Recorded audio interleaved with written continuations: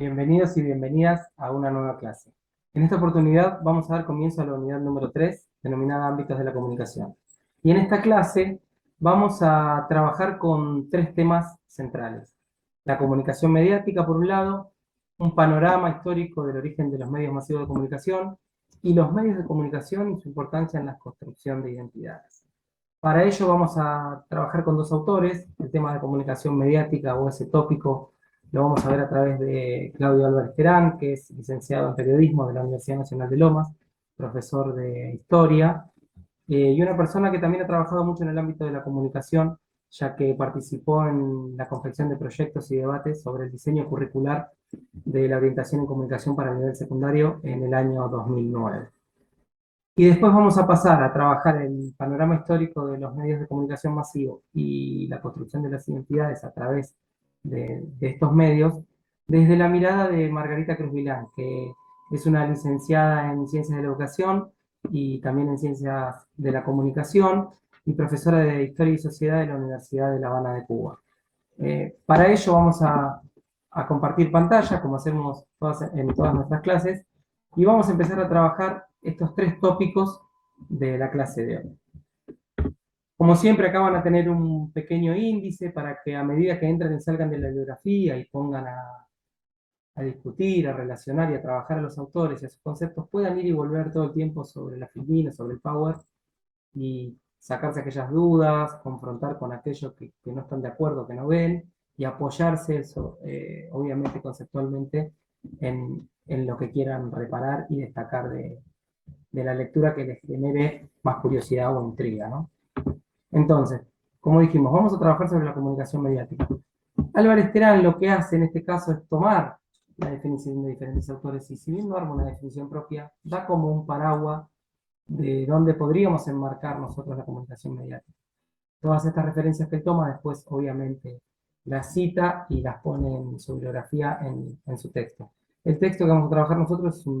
es un manual de introducción que él utiliza mucho para sus clases, y vamos a tomar la parte de los ámbitos de la comunicación, donde aparece la comunicación mediática, el concepto de masa, el concepto de audiencia, y que está referenciado en la bibliografía, en las páginas de esos capítulos. Él dice que la comunicación mediática es una forma de comprender cómo los medios de comunicación presentan un mensaje y que esto cómo influye de manera decidida en el significado, ¿no? Entonces empieza a poner el foco en esta mirada, como lo hacen otros autores, una mirada más crítica sobre los medios de comunicación, de un mensaje que no es neutral, que siempre hay una direccionalidad, que no es natural, que hay una construcción porque hay una finalidad que se busca, y que obviamente lo que él plantea es que, bueno, se necesita una capacidad crítica, analítica y racional para poder comprender estos mensajes y entender qué es aquello, aquello que los medios quieren o aquello que los medios nos transmiten a través de sus mensajes, ¿no? Algo parecido a lo que después vamos a trabajar más adelante con Margarita Crevillán, con la idea de la construcción de las identidades y esta mirada siempre que los medios hegemónicos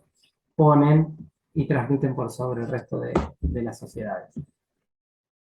Él hace un recorrido de manera sintética sobre el concepto de masa, lo ubica en la época de la Revolución Industrial, marca como ese hito, como un cambio fundamental, además de la relación de producción, cambios sociales, políticos, económicos, y la llegada de un montón de personas, o él dice de millones de personas, que empiezan a participar de la vida política, económica, social y cultural de una sociedad, ¿no? Entonces,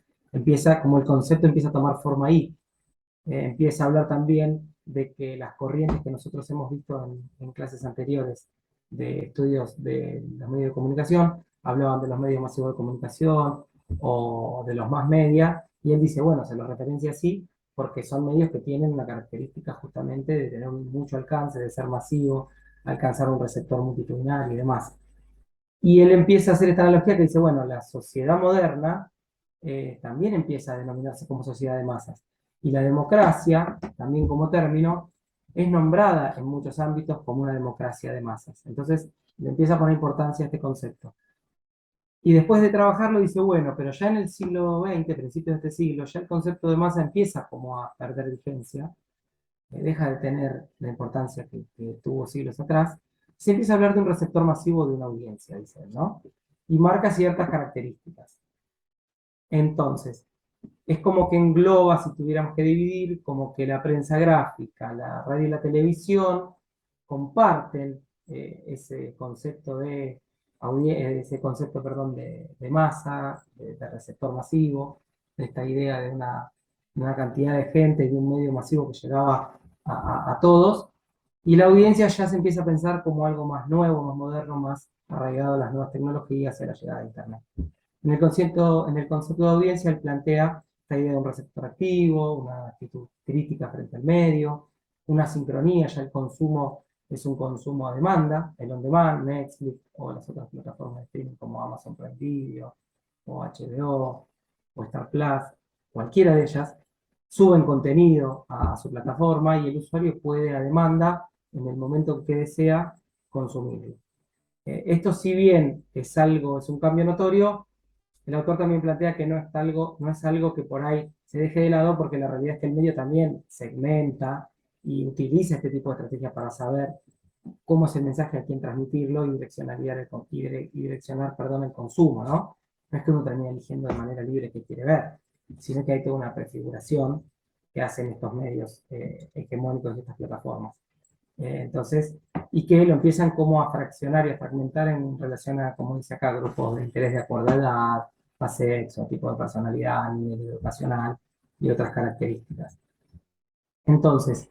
nosotros podríamos pensar, quizás por ahí, sin ser tan críticos como plantea Albert Speranz, pero sí quizás tirarlo a manera de que entre todos y todas podamos construir una mirada que pueda ser diversa y constructiva. Internet, ¿es la muerte de la recepción de masas? Es una pregunta abierta eh, que podríamos pensar.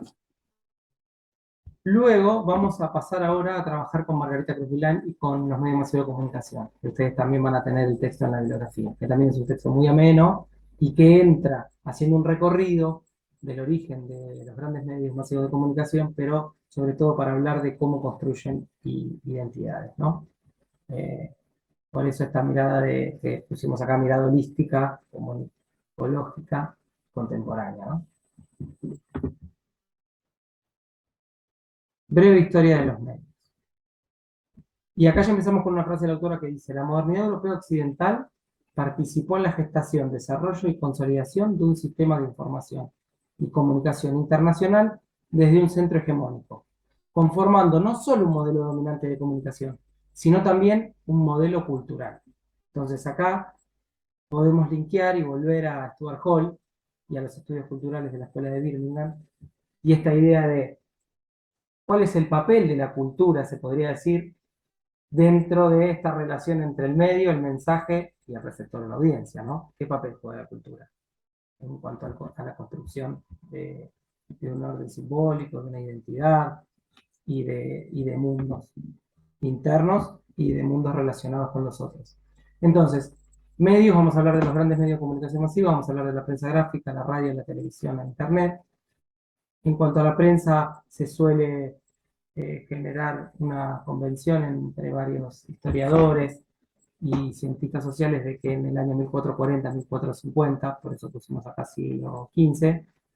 se da el origen de la imprenta a través del invento de Gutenberg, de la máquina de la imprenta, y que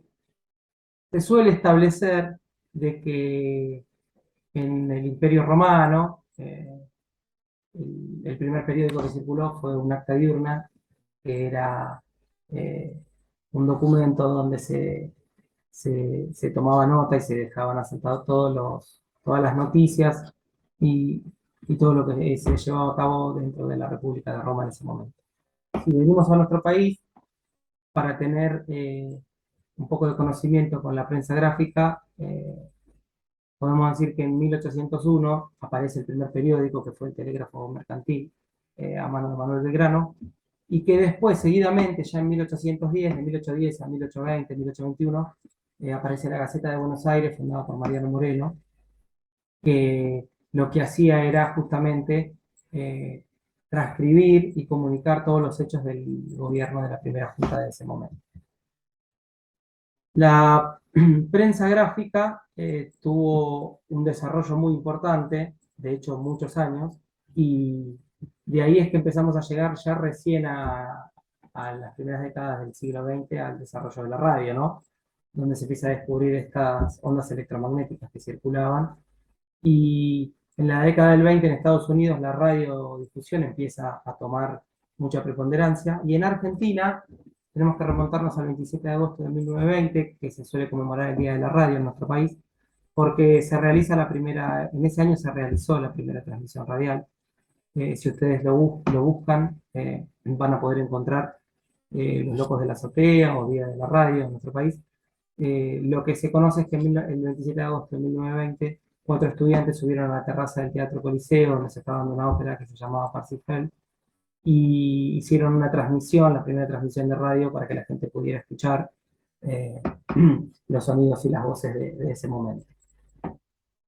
La radio en Londres, por ejemplo, bueno, en Estados Unidos, en Londres se crea la BBC, que es un sistema de radiodifusión y televisión que depende de la corona británica,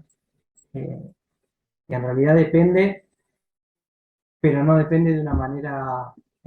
formal, ni política, ni organizativamente jurídica, es decir, está formada a través de una carta real, que es como si fuera un decreto de un monarca, que establece una ley de un monarca, que establece que le da autonomía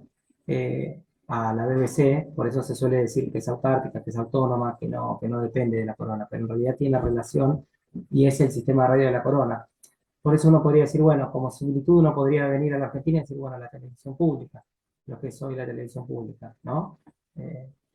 Canal 11 que vendría a ser hoy en nuestro país. Pero bueno, depende del Estado en ese caso. En cambio, la corona, perdón, la BBC no depende, tiene relación con la corona británica y con la monarquía, pero no depende de manera política ni de manera en forma de la toma de decisiones y demás que se hacen del medio. Luego nos vamos a la televisión. Muy seguido, el año 1926, John Baird inventó el aparato, la televisión como aparato, copiando el sistema de las ondas electromagnéticas de la radio. En Argentina, si hacemos el linkeo como vamos y venimos constantemente desde que empezamos, la primera transmisión oficial de televisión, la primera emisión fue el 17 de octubre de 1951, donde el canal estatal transmitió el Día de la Lealtad peronista. Ese fue el registro que se tiene de la primera emisión en Argentina. Y en esta época, ya para la década del 50, la industria de la radiodifusión empezó a crecer de manera muy rápida. Ya había que pensar también que para la década del 30, 40, la industria cinematográfica en Hollywood empezó a tomar mucha preponderancia. Entonces los medios empezaban cada vez a tomar mayor importancia en esta construcción de identidades y en vender una idea del mundo, ¿no? Esta idea que hemos trabajado en la clase para leer al Pato Donald con Arman y Matelar, como ellos decían, esta idea del mundo Disney y cómo transmite ese diario de infancia, ¿no? Y demás. Y luego llegamos a Internet. En 1969 en el mundo, la primera conexión que se conoce fue una conexión entre computadoras de diferentes universidades de California en Estados Unidos, se la conoce como ARPANET, y durante muchos años, hasta el día de hoy, se la sigue confundiendo con la www. La www no es Internet, es un servicio más de los que brinda Internet, como podría ser el correo electrónico, pero no es Internet. Bueno, se lo suele a veces confundir o realizar este paralelismo. En Argentina, recién en el año 1994, las universidades pudieron conectarse a Internet por primera vez a través de un enlace digital, y eso fue un hito muy importante para el desarrollo posterior que vino en nuestro país de la comunicación a través de la tecnología digital e Internet. Entonces la autora plantea que todos estos medios, con sus orígenes, con sus circunstancias, son todas relaciones que se fueron dando de mediaciones sociales, religiosas, de raza, culturales, sociohistóricas, económicas. Entonces dice, bueno, los medios de comunicación son importantes en la construcción de la identidad, dice la autora, ¿no? Porque transmiten una nueva cultura. Dice, no solo descreen o dejan de lado a las culturas autóctonas, tradicionales, primitivas, sino que además seleccionan y difunden contenidos, como lo vemos en los casos de las plataformas nuevas, que estuvimos hablando hace poquito, que tienen un valor implícito que es fundamental para la autora, que es el valor ideológico. O sea, transmiten una mirada, una cosmovisión de mundo, una forma de percibir, de entender, de interpretar el mundo. ¿Sí? Entonces dice, esta idea relacionado con la cultura, por eso transmiten esta nueva cultura, ¿no? O sea, este proceso de creación está relacionado con, además de transmitir un contenido, transmiten una concepción del mundo y un sentido de la vida. Esta idea de el mundo y esta idea que uno tiene del mundo. Países hegemónicos, lo que va a decir es, bueno, la mayoría de los países hegemónicos de Europa y de Estados Unidos son los que tienen las mayores publicaciones, las mayores revistas, los mayores libros, los mayores contenidos, tienen acaparado el mercado y toda la producción viene generalmente de esta mirada egocentrista, de estos países de Europa que se conciben como un país central, como un núcleo y que demandan sus contenidos a los países periféricos, como es el caso de Latinoamérica donde estamos nosotros. Lo más importante que, que a nuestro entender que la autora plantea y que creemos que es rico es esta idea de pensar de que, bueno,